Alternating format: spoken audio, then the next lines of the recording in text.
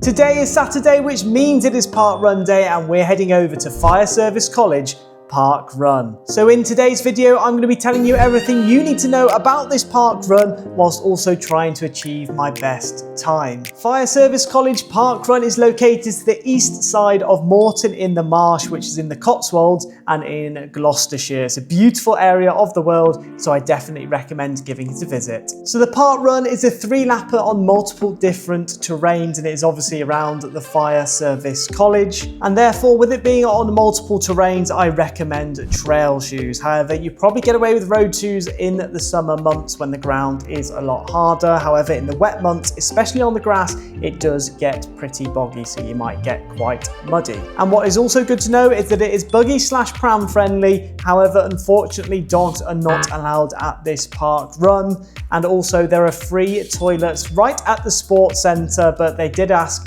to make sure you take your muddy shoes off before you go to the toilet. In terms of the scenery, it is quite a nice park run. You do end up running through a little bit of the woodlands. However, it's nothing that special. You're basically just running around fields and woodlands. There's a little bit of tarmac too, which I'll show you when we go through the course. But in terms of if you're going to get a PB, in the summer months you do have that chance because it is a very flat park run. However, in the winter when it gets a bit muddier and boggier, I can see it being pretty difficult to get that PB. However, we did it in summer, so you'll be able to see that it is a lot easier. So one fact is that this course was actually closed for a while, and they opened another one not too far from Moreton-in-Marsh. However, they have now closed that one and come back to this location. So maybe there were issues at some point. So there's not actually been that many events which have been held here so far. But before we do go any further, if you don't know what a parkrun is, it is essentially a 5k run ran by a group of volunteers who both time and marshal the event. When you get to the finish line, you'll be given a finish token. That'll be scanned alongside your own personalised barcode, and then you'll be sent your time and position later on. Now you know what a parkrun is, let's take a look at the course. So it is a flat 3-lap course which takes you across a mix of sports fields and tarmac tracks, including through a woodland there in the centre. You can see there's a little bit of an elevation at each lap with an elevation gain of 32 metres and a max elevation of just 137 metres. So on a dry day, there's a potential for a PB. So that is a quick summary of the course, but now let's take a look at it in a bit more detail. I feel like this one should be a pretty easy description. Starting off alongside the sports centre here and then heading your way down to the south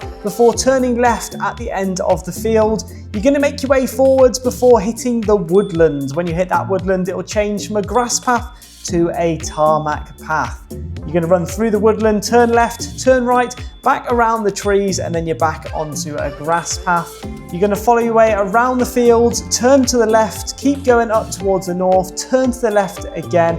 It's a slight turn towards the right, and then you'll hit the woodland again. It's a sharp left-hand turn, and again you are back on tarmac paths. You're going to make your way all the way through the woodland towards the south before turning right, and you'll recognise where you went into the woodland before. You're going to follow that same path all the way back out of the woodland before turning right again, heading your way north, and then you'll eventually get to the back where you started, right by the college. So you can do that lap 3 times. There's going to be marshals all over the place, so you can't really go wrong. And then on your 3rd lap, you're going to finish off right next to the college building here. So a nice and easy one to follow and flat too, so you can't really complain. But now it is time to take a look at some incredible records which have been set here at Fire Service College Parkrun. Starting off with the fastest male. So that is Jack Kelly with a time of 16 minutes and 36 seconds. Incredibly fast. Then you've got the fastest female, Debbie Walters, with a time of 19:36. Again, very speedy,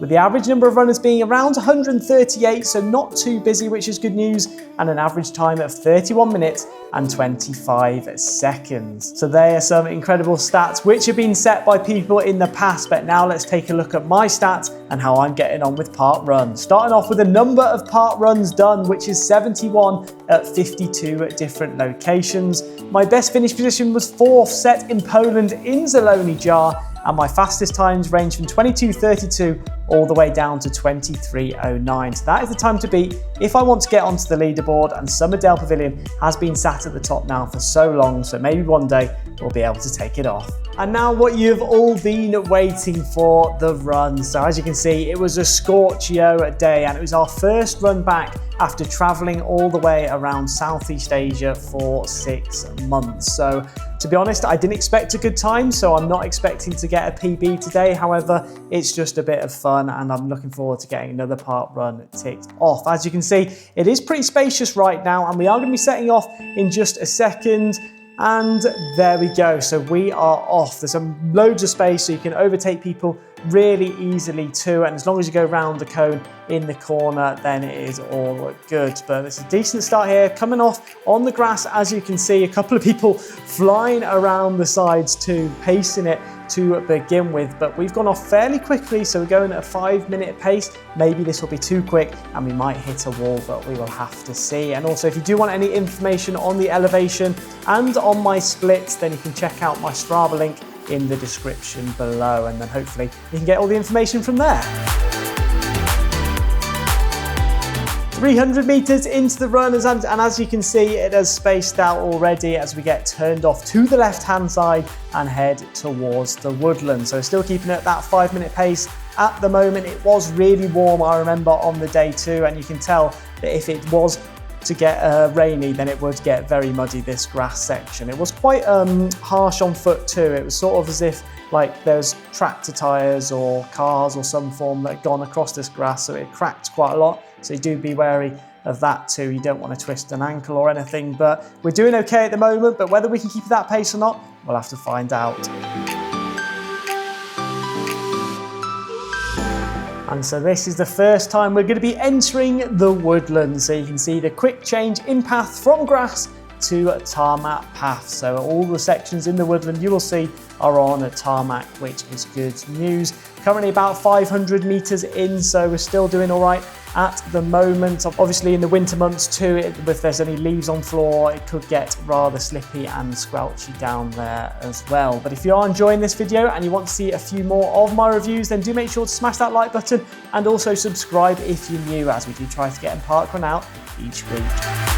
And it's a quick change from the tarmac back onto grass as we're now redirected around the second field. So again, this is all going to be on grass around this field, and we're just going around the perimeter.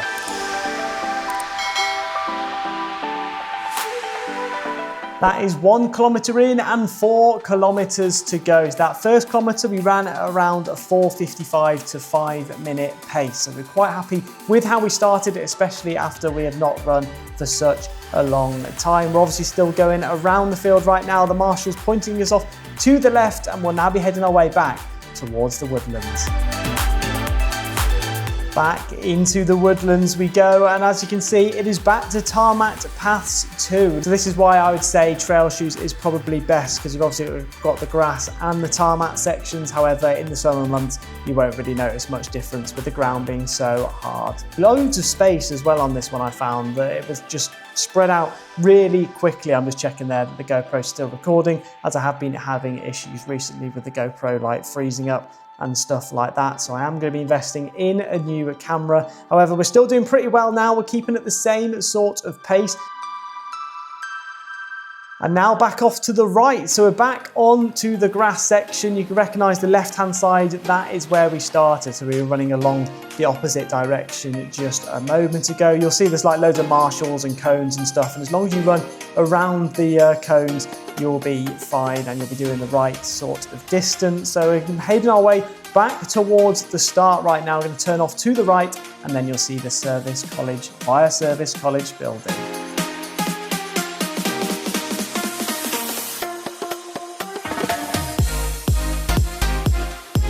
And there it is, that building on the right hand side, and we're just coming towards completing lap number 1. So we're doing pretty well at the moment, still keeping it a decent pace. We have begun to slow down. You can see all the volunteers there cheering us on, and the finish funnel is there on your right hand side too. So that is where you are going to be ending. But I'll check that in with you at 2 kilometres to see how we are getting on. So now we begin to recognise that this is where we started.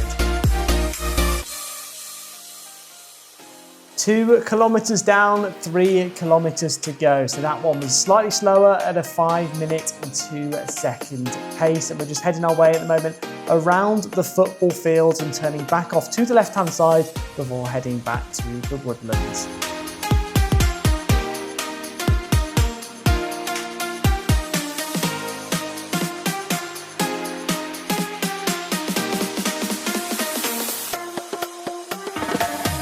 We are now around halfway there with half of the run to go. So we've done 1.5 laps right now. People are beginning to overtake us too as we are slowing down. This is where I realised that my fitness was still not as good as it was before I went travelling. So I had to begin to slow down and try and get a pace, which I could do again. But like I was saying before, do be careful on the floor because it is quite uneven, the ground in places, especially when it's really dry and it's all sort of lost all the moisture and it's really hard and it just makes it a little bit harder to run. So you're sort of focusing on the floor rather than looking around. Just be careful of that. But we're still doing all right at the moment, running just over 5 minutes now, about a 5:15-minute pace. And we're checking at 3 kilometers to see how we got on that kilometer.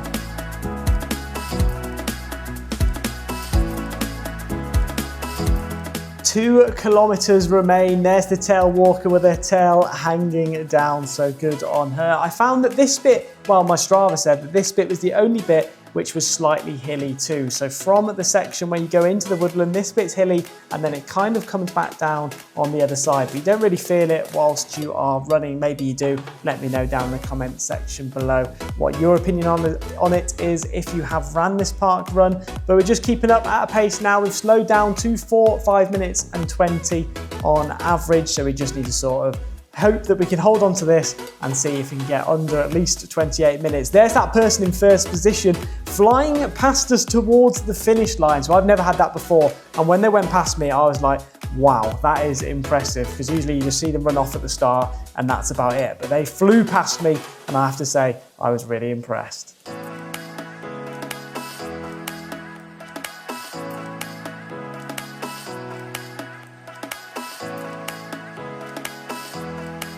Lap 2 complete, so people are beginning to finish and heading into that finish funnel there on that right hand side, but we're going to be turning to the left and away from that finish funnel. So we are now hoping to get less than 28 minutes. By the looks of it, we are struggling today, so that's fair enough as we've not been practicing any running in such a long time. However, we will begin to try and improve our fitness again over the next coming weeks. But we're still doing okay though, keeping below the sort of 6-minute pace, which is good news. Currently running at about a 5:30. Still more people overtaking us. We obviously went out too quick, but I didn't know what sort of fitness I was going to be at.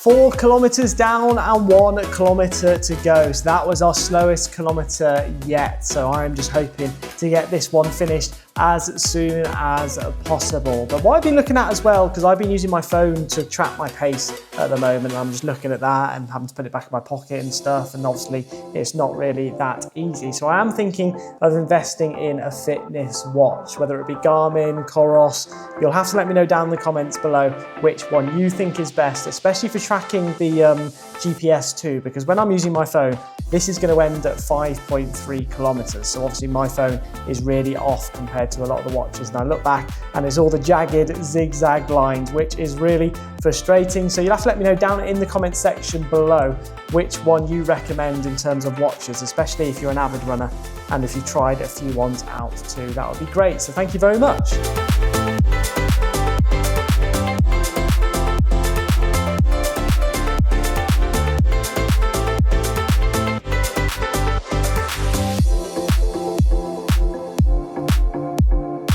Half a kilometer to go, and this is a great example of making sure to pace yourself, because obviously we started off far too quickly and we have now lost it for the rest of the run. So when you're running, do make sure to pace yourself correctly, otherwise you will struggle by the end. But we're currently running at around a 5:30 pace. If we beat 28 minutes, I'll be happy, and then from this we can work on improving our fitness again to get it back down to the leaderboard sort of times. 23:09. When I beat that Grangemore, knock it off that leaderboard, then I'll be buzzing.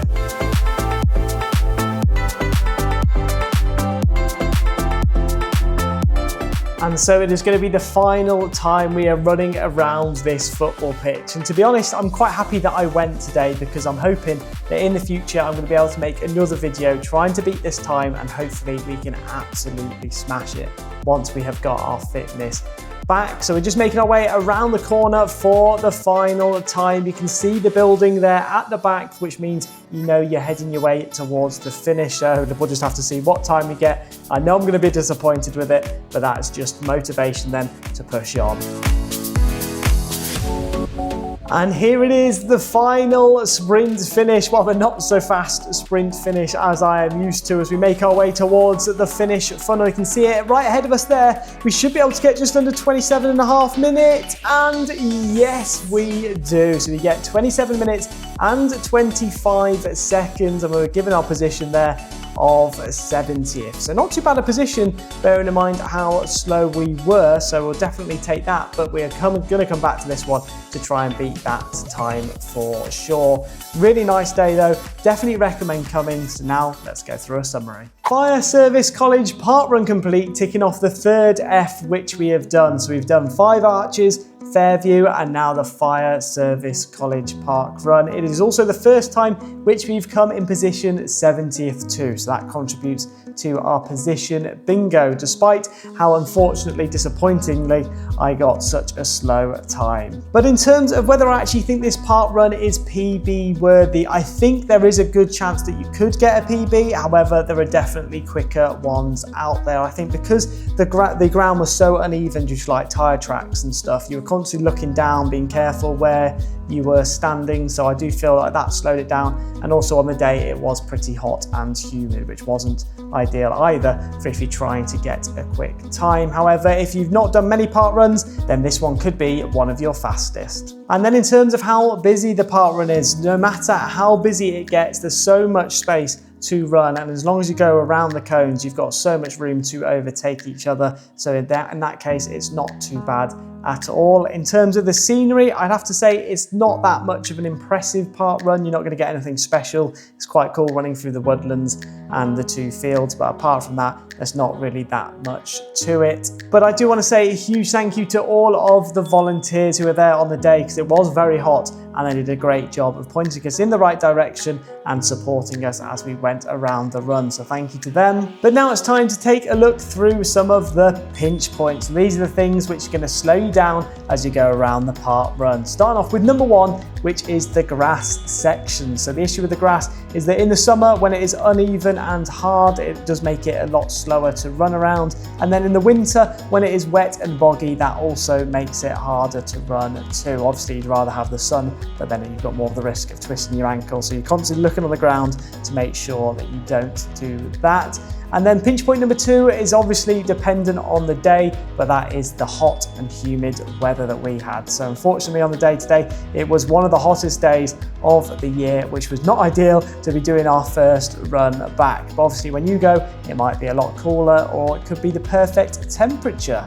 But apart from that, can't really complain, and this one is a pretty flat park run. But it is now time to move into the tips and tricks section of the video, where I tell you how to get there and where to go for that post-park run coffee. Starting off with public transport. So if you want to get there via train, the closest station is the Moreton-in-Marsh station, and that is a 30-minute walk away from the start, or a 24-minute bus on the 801, or you can get a 5-minute drive via taxi. So that one's completely up to you. Fairly close to the park run, so I'd say that is one option. Then the second mode of transport which you can take in the morning is the bus. So it's going to be bus number 801, and it will stop off at the Fire Service College bus stop. From there, it is only a 5-minute walk to the start, so you can't really complain about that. And then if you are going via car, there is plenty of parking on site, so it's only a 5-minute walk from most of the car parks. One of the car parks was closed on the day which we went, but I think they open and close them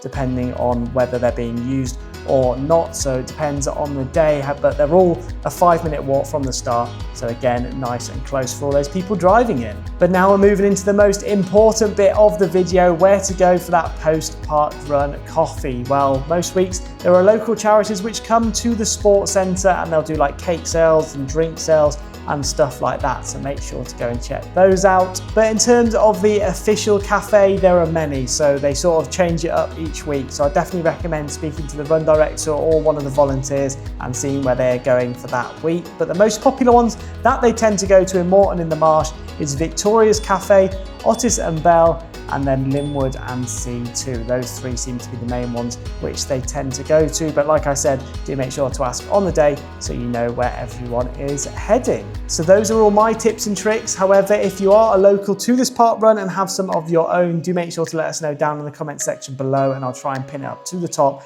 so that everyone else can see it. But now it is time to take a look at my after run stats. So not much has changed this week. So the number of locations has obviously increased to 53, and the number of park runs obviously therefore increases to 72. However, my best finish position and all of the other times all stays completely the same. So there's not much progress with my stats. And so that is going to be it for Fire Service College Park Run. But if you're looking forward to another one of my videos, you can go back and check out last week's, which was at Precinct 18 in Malaysia, which is the one and only park run in Malaysia. So go and check that one out, because that one was really good fun, and I have to say that one was a lot hotter and more humid. And then also you can go and check out all my other ones in the worldwide park run playlist, where it's got all the hot ones from Malaysia and Singapore, and also all the cold ones from places like Finland and Norway, so there's plenty to choose from there. Next week though, we're going to be heading to Cosmeston Lakes for the first time, so hopefully we can set a slightly quicker time